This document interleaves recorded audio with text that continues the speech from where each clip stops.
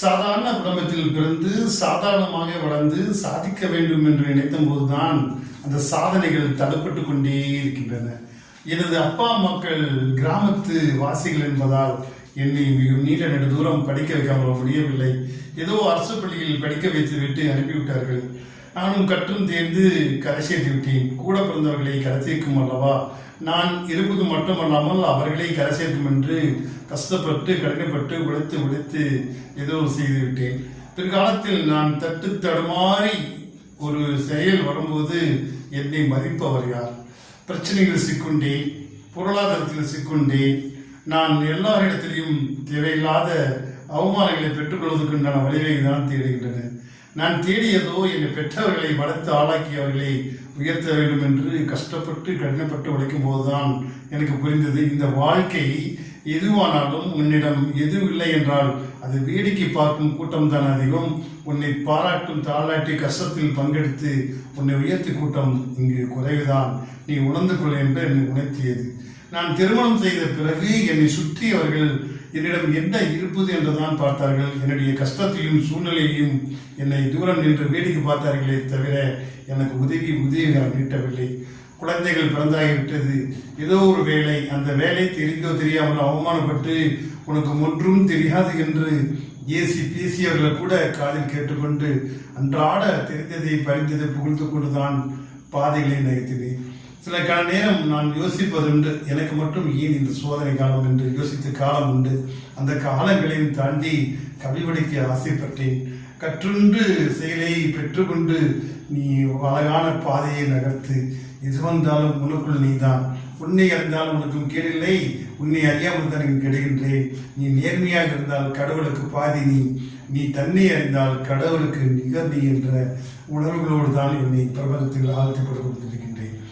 ஏனென்றால் என்னிடம் இல்லை என்பது தெரிந்த பிறகு என்னை எப்படியெல்லாம் உயர்த்த வேண்டும் என்று ஆலோசனை தருவதற்கு இவ்வளவும் இல்லை. என்னை சுற்றியவர்களும் இல்லை.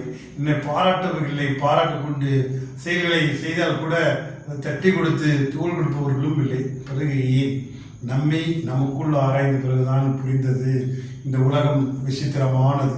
உன்னை நீ அறியாவிட்டால், உனக்குள் இன்னும் புரியாவிட்டால், உங்கள் அனுபவங்களை மாற்றி தவறுகளை திருத்தி நீ மேன்மேடையாவிட்டால் இந்த உலகம் உன்னை பார்த்து வேடிக்கை பார்க்கும். பரவாயில்லை, உனக்குள் தெரிந்த ஆற்றலை உன்னிடம் என்ன இருக்குது என்று கண்டுபிடித்து அந்த ஆற்றலோடு பயணப்பட்டால் ஒரு காலத்தில் உன்னை வாழ்த்தி வரவேற்கக்கூடிய அற்புதமான களங்கள் தெரியும்.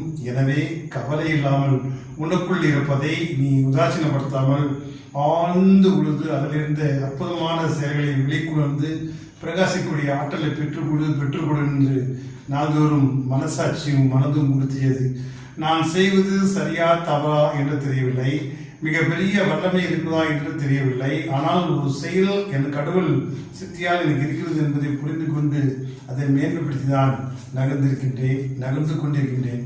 ஒரு காலத்தில் பிரகாசமாக என் வாழ்க்கை பாதை இருக்கும் என்று ஆள் மனதில் நம்பிக்கை இருக்கிறது. மேல் மனம் ஒன்று நினைக்கிறது, உள் மனம் என்று ஒன்று நினைக்கிறது, ஆள் மனம் ஒன்று நினைக்கிறது. நான் அதீத மனம், நீ வேறு ஆட்கள், உனக்குள் ஒரு அற்புதம் இருக்குது என்றது என் அதீத மனது என்னை தெரியாமல் பிரபஞ்சத்தோடு இணைக்கிறது. ஒரு சில பிரபஞ்சம் என்னை அவர்களோடு நல்லவர்களோடு இணைத்து என்னை தட்டி கொடுத்துதான் இருக்கின்றது.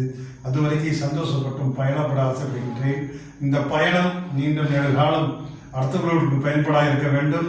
மகிழ்ச்சி என்னோடு மட்டும் இருந்தால் பரவாயில்லை, அடுத்தவர்களோடு அந்த மகிழ்ச்சி பகிர்ந்து கொள்ள வேண்டும். மகிழ்ச்சியோடு அடுத்தவர்களை மகிழ்ச்சியை வைப்பதற்குண்டான ஒரு வாய்ப்பை கடவுள் பிரபஞ்சம் அளித்திருக்கிறது.